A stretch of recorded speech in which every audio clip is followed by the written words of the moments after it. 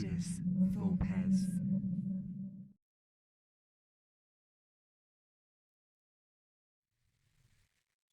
Welcome to Ludus Vulpes. My name's Kirsty. I'm Phil. You join us as we run through two of our surprise finds from Essen. And both from the same publisher, Chilifox Games, who are new to the market, although the designers aren't new to the market, but as a publishing house they are new. Established in 2021, I found. There you go. So these were their two Essen releases, and we thought we'd just take a moment to talk about actually why we like these games so much, and a few things that we like about it before we probably won't do a playthrough of Doodle Dash, but we will do a playthrough of Riverside for you. So before we start, I thought it would be really nice to just when we were at Essen, a handful of us were playing a game. We were playing Catalogue 2nd edition, which was good. But your sister went and harassed the designer of Doodle Dash. Unknowingly. I still think she harassed the designer of Doodle Dash. Go on, tell us what happened.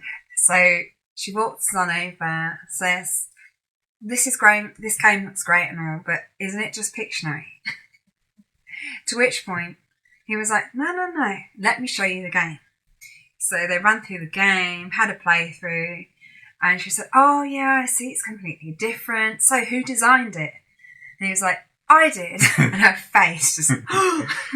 I think it's nice that you can happily insult a designer, Lindsay, by saying your game's just Pictionary. You just put it in a box and sold it. It's not Pictionary. Can we just clarify? It's well, nothing like. Do you know Pictionary. what? No, that's not true.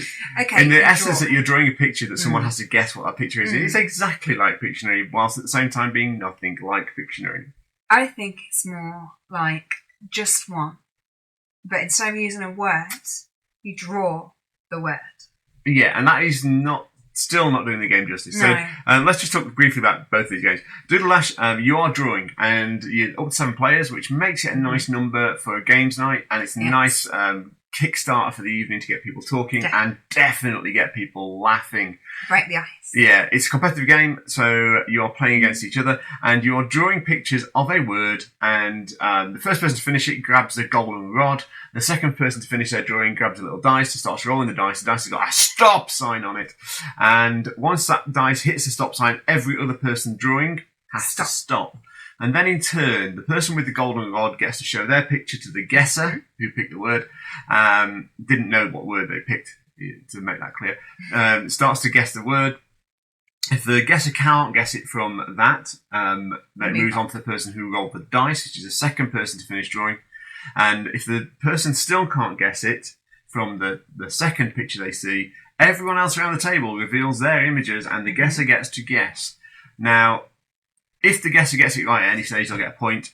And everyone whose picture gets it right, so if it's the first person gets it right, the guesser and the first person will get it. If it's the second person, the guesser and the second person will get points.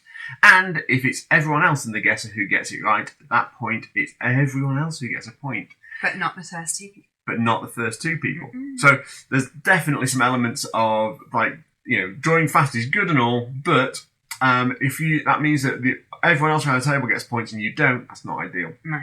As we found out on a recent play, yesterday in fact.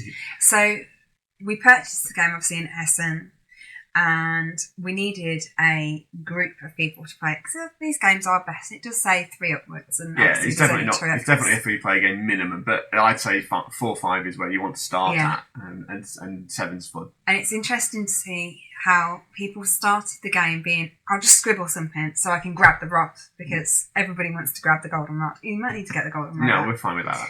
And then it's a race for the dice. Now, that doesn't sound like much. Well, why does it matter with the dice? But you got that rolling dice noise as you're trying to concentrate on you're finishing your drawing off. It's annoying as hell. And it adds a bit of pressure. It does. It adds pressure, and it's fantastic.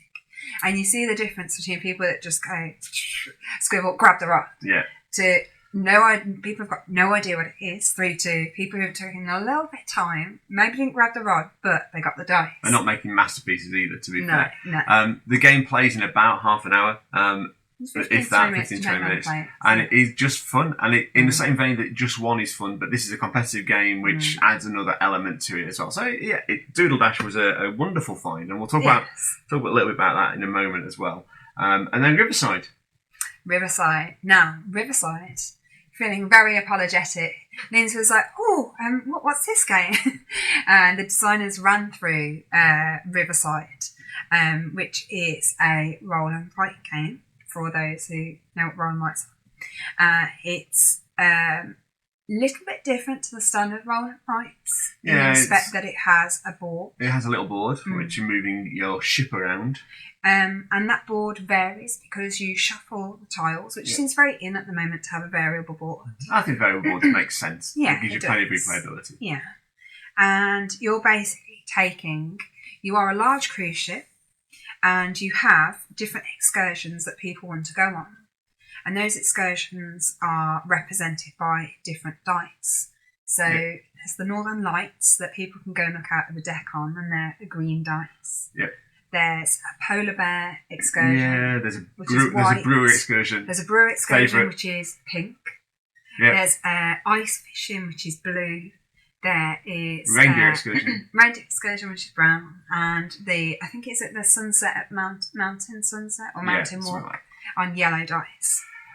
They're dice. Yeah. They have different colours. They represent stuff. It's fine. Yeah.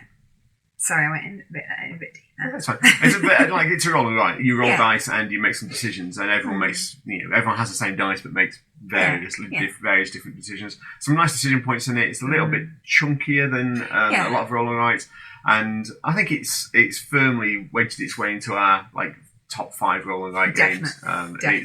It's really good and plays well up to 6, so it's a nice number as well. Yeah, it's good for a games night again. Just between maybe if you finished a heavier game or as an intro to get people to know each other prior to a heavier game. Yeah, and actually that brings me into the next stage. I really started to enjoy with Chilifox Games. Or I think I'm going to enjoy with Chilifox Games.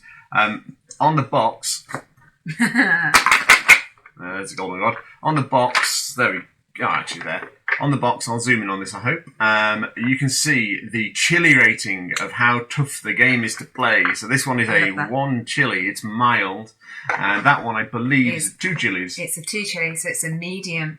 And this is 1 to 6 players, 10 plus, 15 to 25 minutes, depending on the players. Yeah, it's a fairly quick. Both of them are fairly quick games, actually, which is quite nice. Slightly heavier, but when I say heavy, they're only ever going to sort of brush into medium. They're never going to be heavy games. Chilifox are trying to create sort of family to casual games and just really high quality. Actually, these are really high quality. Yeah, the component quality is fantastic. Yeah. And everything I've thought about, they included the pencils and the roll and write, which a lot of roll and writes we've got don't. The dry wipes have got extra rubbers in. It's just little things that as gamers I'll still be using a bit of kitchen wear out. Well, yeah, you do. So these were as a bundle €30 at Essen, which is about £28, £27.